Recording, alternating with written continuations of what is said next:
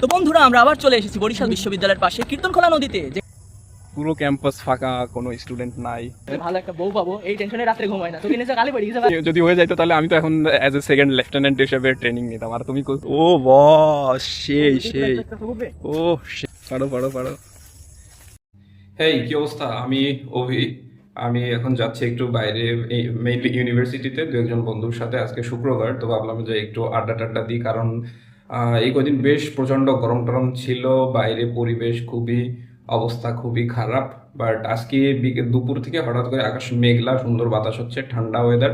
তো ভাবলাম আমাদের বিশ্ববিদ্যালয় ভাই খুবই জোস একটা জায়গায়, একদম নদীর পাড়ে, কীর্তনখোলা নদীর পাড়ে। তো আমরা এখন যাব কীর্তনখোলা নদীর পাড়ে, ওইখানে বসার বেশ জায়গা আছে, টং টং আছে।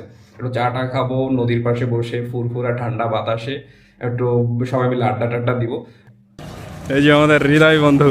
হ্যাঁ বন্ধু, কি অবস্থা? তাই কেমন আছো? তোমার কি অবস্থা? কতদিন পরে তোমার সাথে দেখা সাক্ষাৎ। আসলে তোমার সাথে অনেকদিন পরে দেখা শব্দ এখানে। বন্ধুর বাড়ি হচ্ছে সিলেটে। হ্যাঁ, অস্থির একটা জায়গা। তো এক সময় আমরা সিলেটে যাব ঘুরতে। বিষয় হচ্ছে যে যখন আর কি আমরা যে গুচ্ছ পরীক্ষা দিছি, তো গুচ্ছ পরীক্ষার কারণে হচ্ছে যে সবাই যার যার বাড়ি বসে পরীক্ষা দিছে, নিজ জেলায় বসে। তো পরবর্তী দেখা যায় যে যখন গুচ্ছর কারণে প্রত্যেকটা ব্যাচে বিভিন্ন জেলার থেকে মানুষজন আসছে, বিভিন্ন জেলার মানুষজন আসছে। তো বন্ধুর বাড়ি আসছে সিলেটে। কবে যাবা বাড়িতে? যাওয়া তো বাড়ি যাবো 25 তারিখের দিকে যাবো। 25 তারিখে? আমিও যাবো, দেখি কয়েকদিন, কাল পরশুর ভিতরে চলে যাবো। এখন হচ্ছে মেইনলি আমরা নদীর পাড়ে যাচ্ছি, ইউনিভার্সিটির পাশে, যে অস্থির একটা প্লেস। তো যাওয়া যাক।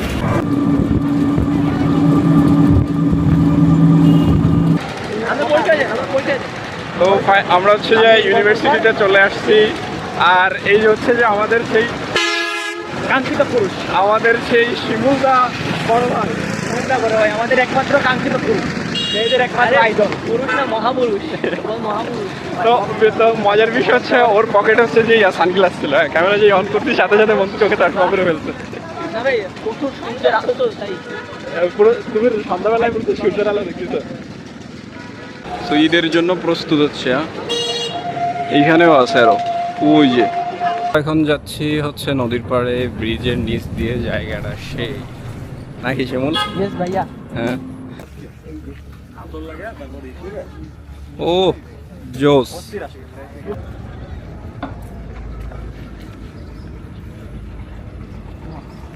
সুন্দর বাড়িগুলা।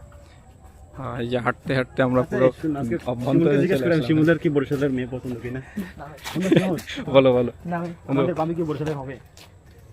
আল্লাহ যেখানে দিছে ভাই সেখানে হবে। যদি আল্লাহ চায় বরিশালে হবে, ইনশাল্লাহ বরিশালে হবে। আর আল্লাহ যদি চায় নিজের এলাকায় হবে, সেটাও হবে। আর আল্লাহ যদি না চায় তুমি প্রায়োরিটি কাকে দিবা? হ্যাঁ, তোমার এলাকার নাকি বরিশালে?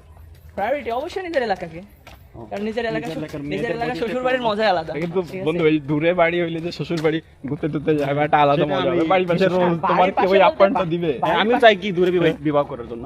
কারণ দূরে বিবাহ তো বাড়ির পাশে বলতে আমি তো একেবারে বাড়ির পাশে বলি না, আমি বলছি নিজের জেলার মধ্যে থাকলে যে মিনিমাম 40-50 কিলো দূর আপ ডাউন। তোমার মেয়ের কোয়ালিটি কেমন হতে তোমার জন্য? ভাই একদম ভালো মেয়ে হইলে হইলো। ভালো মেয়ের বৈশিষ্ট্য বলুন আমাকে। বর্তমানে যা সময় যাচ্ছে, হ্যাঁ, ভালো মেয়ে পাওয়া আপনি বিষয় নিয়ে খুবই সিরিয়াস। ওর রাতের ঘুমই হচ্ছে না। ভবিষ্যৎ কি হবে? ভবিষ্যৎ কি পিওর নাকি কেমিক্যাল মিশ্রিত অন্য কিছু হবে?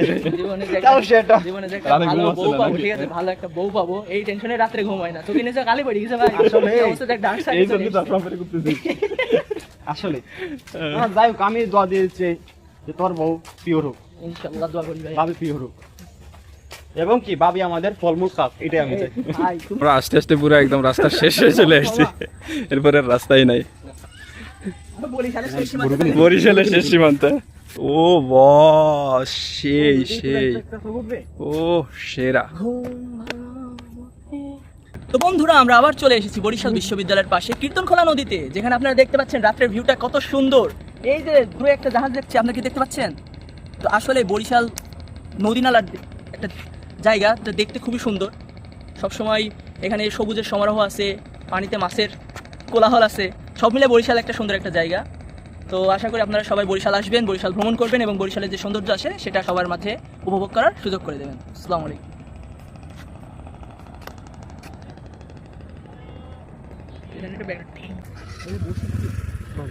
চলো বসা যায়। তো আমরা এখন চলে আসছি নদীর পাড়ে, অ্যান্ড এখানে হচ্ছে যে এখন বসবো। যে নদীর পাড় ভাই, এইখানে মানে অস্থির একটা জায়গা। আর আজকে অনেক কয়দিন ধরে কিন্তু বন্ধু খুব গরম ছিল, আজকে হচ্ছে যে একটু বিকেলটা একটু ঠান্ডা ঠান্ডা হয়েছে, সে একটা বাতাস হয়েছে।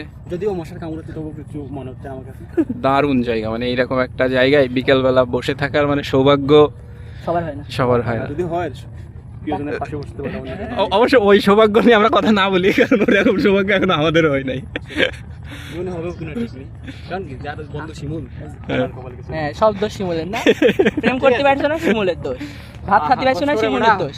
তো নদীর পাড় থেকে ঘুরে টুরে এসে আমরা এখন চার দোকানে বসছি, ঠিক আছে। তো চা খাচ্ছি, শিমুল খাচ্ছি, আর হৃদয় খাওয়াইছে। হৃদয় হচ্ছে যে প্রথমে এক চুমুকে হাফ, দ্বিতীয় চুমুকে শেষ। হ্যাঁ,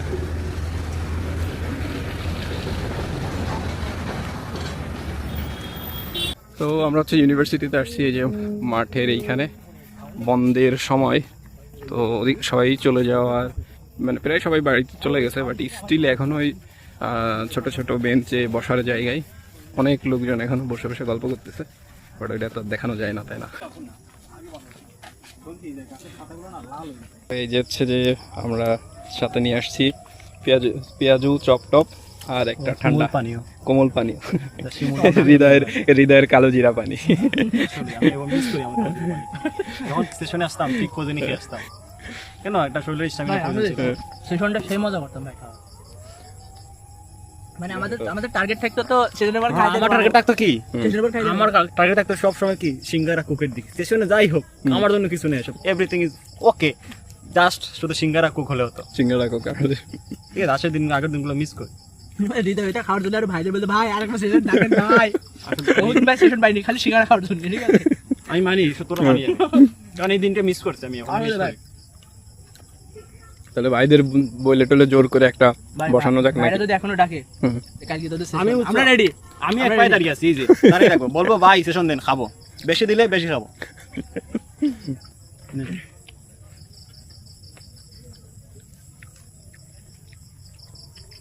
এইসব জিনিস আমি খাতে পারিনি, গ্যাসের সমস্যা প্রচুর।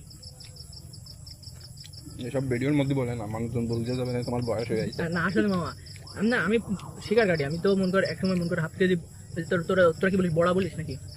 ঠিক আছে, আমি একটা খাই নিতে পারতাম, কিন্তু এখন মন করে 2টা টপ সিঙ্গারা খাইলে একদম গ্যাস ফর্ম করে বয়স হয়ে যাচ্ছে না, বুড়া হয়ে যাচ্ছে, চেহারা জৌলুস কম নিরিবিলি একটা ঠান্ডা পরিবেশ, এবং এই যে আলোটা এখানে কিন্তু ইউনিভার্সিটির পর্যাপ্ত আলো, কিন্তু দেখবা এই আলো কখনো তোমার চোখে পড়বে না। তো যে রুমের লাইট যেমন এসে চোখে পড়লে বিরক্ত লাগে, এই আলোটা এরকম বিরক্ত লাগার মতো না, কারণ পর্যাপ্ত গাছপালা, গাছের ভিতরে ভিতরে অল্প অল্প করে আলো, খুবই সুন্দর পরিবেশ, সুন্দর গাছের পাতা। আর চশমায় দেখছিস চিতাবাঘ, দেখছিস চিতাবাঘ? ওরে বাপ রে, লাভ দিচ্ছে। ব্র্যান্ড নাকি এটা? ব্র্যান্ড চিতাবাঘ ব্র্যান্ড, চিতা ব্র্যান্ড, চিতা ব্র্যান্ড। রাতের বেলায় ব্লগার ভাই, বিগ ফ্যান ভাই, অটোগ্রাফ ভাই, অটোগ্রাফ, থ্যাংক ইউ ভাই। ভাই আমার এই জায়গা লেগে ফটো করে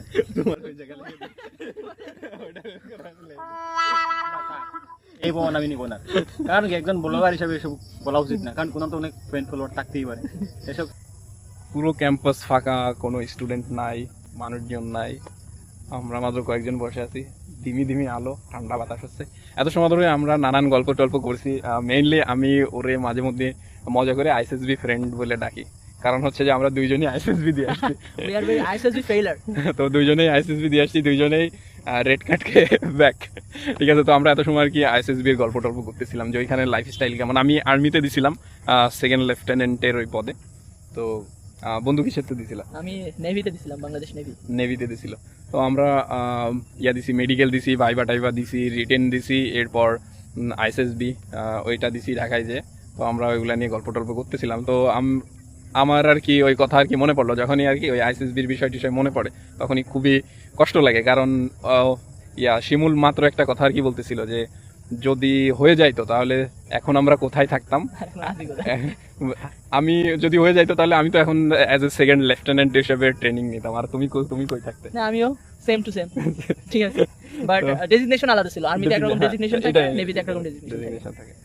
তো এই কারণে এইটা হচ্ছে যে আমি এই কারণে হচ্ছে তোমার জিজ্ঞেস করলাম যে তাহলে তোমার ডেজিগনেশন কি থাকতো? আমার acting sub lieutenant. Acting sub lieutenant, আর আমার হচ্ছে সেকেন্ড লেফটেন্যান্ট থাকতো। তো এখন আমরা ইয়াতে থাকতাম, আমি থাকতাম বিএমএতে, হ্যাঁ চট্টগ্রাম ভাটিয়ারি বিএমএতে ট্রেনিং নিতাম। আমি হয়তো কোনো একটা নেভাল একাডেমিতে। নেপাল একাডেমি। তো কিছুদিন পরে 2-3 বছরের ভিতরেই হয়ে যেতাম আমরা সরকারি বড় উচ্চ পদস্থ কর্মকর্তা। এখন বরিশাল বিশ্ববিদ্যালয়ে এসে আমরা ঘাস কাটতেছি। আর ভাই ওটা আমার সৌভাগ্য হয়েছে কি রিজন? মানে আল্লাহ যা করে ভালোর জন্য করে, হয়তো ওইটা আমাদের কল্যাণ ছিল না, এটাই আছে। এই যে এত সুন্দর আড্ডা দিতে পারছি, ওইখানে যদি যাইতাম আড্ডা দেওয়ার কি সুযোগ ছিল? আমার একটা সৌভাগ্য হয়েছে কি, ওখানে আড্ডা সিস্টেম একরকম থাকতো, এখানে আড্ডা সিস্টেম একরকম। ওখানে কিন্তু আমরা সন্ধ্যার পরে কখনো এমন 3 ফ্রেন্ড যদি বাইরে বেরোতাম আমাদের ধরে কিন্তু এই জায়গায় আমরা একটা আলাদা স্বাধীনতা পাচ্ছি, নিজের মতো থাকার ঘোরার, মানে একটা এটার একটা অন্যরকম শান্তি, ওইখানে আবার অন্যরকম শান্তি। তো এই হচ্ছে বিষয়। তো এই নিয়ে নানান কথাবার্তা বলতেছিলাম আমরা, বিশেষ করে যখন ওই রেড কার্ড হাতে পাইছি তো আমার ওই স্মৃতির কথা স্মরণ করতেছিলাম। মানে খুবই কষ্টের, ঠিক আছে। আমার যখন রেড কার্ডটা যখন ধরাই দিছিল ওইটা নিয়ে আমি ওই ইয়া থেকে আইএসএসবির ওইটার জন্য জায়গাটা কোথায় জন্য, এটা তোর হচ্ছে ঢাকা কুর্মিটোলা না, কুর্মিটোলা এয়ারপোর্টের পাশে ওইখান থেকে আমি কচু খেতে ব্যাক করবো। তো কচু খেতে ব্যাক করার জন্য রিক্সা নিয়ে আর কি ব্যাক করতেছি। তো মাঝে জ্যাম ছিল, হ্যাঁ। তো আমি আর লাগেজটা রয়েছে, আমি টাইম টুট পরে টরে ওইভাবে রিক্সায় বসে রয়েছি। আমার যে রেড কার্ড দিছে ওইটা আমি তখনও ঢুকাই নাই, ঠিক আছে। তো ওইটা হাতে রয়েছে, আমি জাস্ট ওর দিকে তাকাইছি, চারপাশে এত গাড়ি ঘোড়া এত ইটি, তারপর ওই স্টিল কেন যেন মানুষজন থাকার পরও মানে চোখ দিয়ে পানি চলে আসছিল, ঠিক আছে। আমি বাসায় আসছি, হোস্টেলে আর কি আসছি, এসে আব্বু যে জাস্ট কল দিয়ে হ্যালো বলেছি, এরপরে আমার আর মুখ দিয়ে কোনো সাউন্ড বেরোয় নাই। তো এখন হাসতেছি, বাট সেই সময় লিটারলি আমি পরে বাথরুমে যে, কারণ হোস্টেলে বন্ধু আরো 2-3 জন ছিল, ঠিক আছে। ওদের সামনে তো মানে এত কষ্ট লেগেছে, আমি পরে চলে বাথরুমে যে অনেক প্রচুর কান্নাকাটি। মানে আমার তো এটা ফার্স্ট টাইম ছিল, ঠিক আছে। আমি এর আগে কখনো কোনো ডিফেন্স বা বাহিনীতে কোনো অ্যাপ্লাই করিনি, ওইটাই করছি। তো একবারে যে আইএসএসবি পর্যন্ত গেছি ওইটাই আলহামদুলিল্লাহ। বাট যদি ইনকেস হয়ে যায় তো তাহলে তো লাইফটাই অন্যরকম হয়ে যায়, ঠিক আছে। Just discipline and discipline. আমার এখন কোনো ডিসিপ্লিন নাই, ঠিক আছে। রাতে 1-2টা পর্যন্ত জাগে থাকি, আবার ওইদিকে সকালে তো ওঠার নাম নাই। আমার ওইটা ফার্স্ট টাইম ছিল অ্যান্ড লাস্ট টাইম ছিল। ওইটা মানে পারিবারিকভাবে আর কি একটু চাপে দিছি, এবং আমারও যে খুব ইচ্ছা ছিল বা ছিল না এরকম না, এভারেজ। তারপরেও যেহেতু একটা প্রসেসের মধ্যে ঢুকে গেছিলাম, এই কারণে ভালো লাগা তৈরি শুরু হয়ে গেছিল, ঠিক আছে। তো এই হচ্ছে বিষয়টিটা, গল্প স্বল্প। এখন বাসার দিকে যাব আমরা, ঠিক আছে, রাত হয়ে গেছে। তো ঠিক আছে, ভালো থাকবেন, দেখা হবে নেক্সট আবার পরবর্তীতে উইথ দ্য শিমুল, দ্য বড় ভাই অ্যান্ড দ্য সিনিয়রিটি হৃদয় ভাই। দেখা হবে কাকা, টাটা। তো ভালো থাকবেন, এখানেই শেষ, আল্লাহ হাফিজ। তুমি দেখছি ও আসে না কোচি রে বেটা, পাড়ো এই তো আর সেটা ওই যেগুলা কোচি, এই যে উপরে দেখছো, হ্যাঁ উপরে ওই রাত অনেকগুলো তো ভাই ভাই দাদা আমরা দেখো পরিপক্ক হলো, আরে পরিপক্ক কি আছে সেই খাওয়া ছিলাম, ছেড়ো এটা নিয়ে চলে আসো বাস।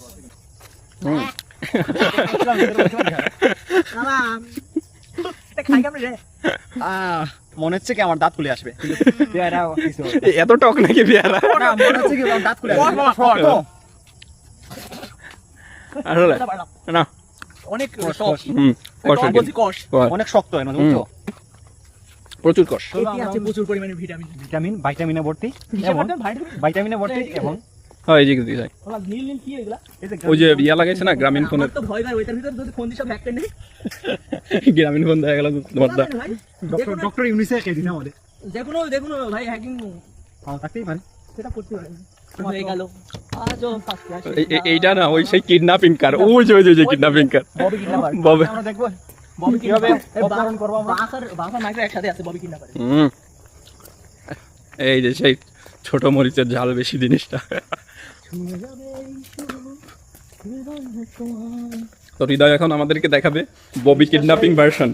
শুরু থেকে আমাদের এখন তো ঠিক আছে আমাদের এই ছোট্ট জিনিসটা। ক্যামেরাতে দেখি বড় মনে হচ্ছে, বাট এইটা মানে ছোট্ট একটা সিট দেখছেন কত বড়, গাড়ি থেকে সিট মনে হচ্ছে বড় আমার কাছে। তো এটা বাসের সাথে কম্পেয়ার করে দেখায় তাহলে বোঝা যাবে, আবার শিডিউলে টাইপ লেখা আছে, এই যে বাসের সাথে কম্পেয়ার করে দেখায় তাহলে বোঝা যাবে যে কত ছোট একটা। হ্যাঁ পিচ্ছি একটা, আমরা এর ববি কিডন্যাপ ভার্সন বলি।